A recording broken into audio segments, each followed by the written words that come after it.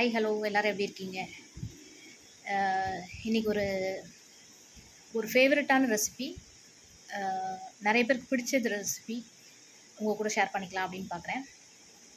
ரசம் வந்து சிம்பிளாக ப்ளஸ் ரொம்ப டேஸ்டியாக எப்படி வைக்கிறது அப்படின்ட்டு.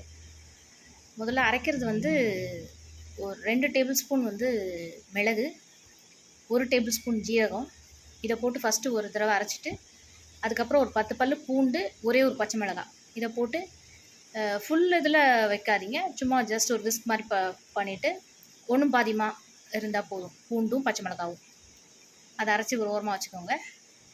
புளி வந்து ஒரு லெமன் சைஸ் எடுத்து ஊற வச்சு ஒரு 1/2 மணி நேரம் ஊற வச்சு நல்லா கரைச்சி ஒரு பாத்திரத்தில் எடுத்து வச்சுக்கோங்க. அதில் உப்பு ஆட் பண்ணிக்கோங்க. இந்த அரைச்ச மசாலாவில் பாதியை அந்த கரைச்சி வச்ச புளியில் வந்து ஆட் பண்ணி கரைச்சிருங்க. கரைச்சிட்டு அதில் வந்து கொத்தமல்லி, கருவேப்பிலை, கொஞ்சம் மஞ்சத்தூள் இதை போட்டு ரெடி பண்ணி வச்சுக்கோங்க. இப்போ தாளிச்சிடலாம். தாளிக்கிறதுக்கு 1 டேபிள் ஸ்பூன் வந்து நல்லெண்ணெய் ஊற்றிக்கோங்க.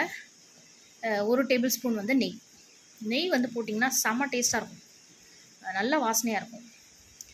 ஸோ இது ரெண்டையும் ஊற்றிட்டு அது காஞ்சதும் கடுகு போட்டு பேலன்ஸ் நீங்கள் மிக்சியில் இருக்கு இல்லையா, அந்த மசாலாவை அரைச்ச மசாலாவை போட்டு வதக்குங்க. அது கூட கொஞ்சம் பெருங்காயம், இன்னும் கொஞ்சம் மஞ்சத்தூள் இதையும் போட்டுட்டு லைட்டாக வதக்கிட்டு இந்த கரைச்சி வச்சுருக்க புளியை அதில் ஊற்றிடுங்க. ஊற்றிட்டு அது வந்து நுரைக்கிற அளவுக்கு தான் வரணும், ஃபுல்லாக நல்லா கொதிக்கக்கூடாது. நுரைக்கிற அளவுக்கு வரும்போது ஆஃப் பண்ணிவிட்டு ஒரு தட்டு போட்டு மூடிடுங்க. மூடிட்டு நல்லா சூடான சாதத்தில் கொஞ்சம் லைட்டாக குழைய வச்ச சாதமாக இருந்தால் செம்ம டேஸ்ட்டாக இருக்கும். அதில் ஊற்றி சாப்பிட்டிங்கன்னா அப்படி இருக்கும். அது கூட வந்து ஒரு பருப்பு கூட்டு இல்லைனா சிக்கன் கிரேவி, வெஜ்ஜாக இருந்தாலும் சரி நான்வெஜ்ஜாக இருந்தாலும் சரி நல்லா சூட் ஆகும். ட்ரை பண்ணி பாருங்கள். பார்த்துட்டு எனக்கு உங்கள் கமெண்ட் சொல்லுங்கள். Thank you, bye bye.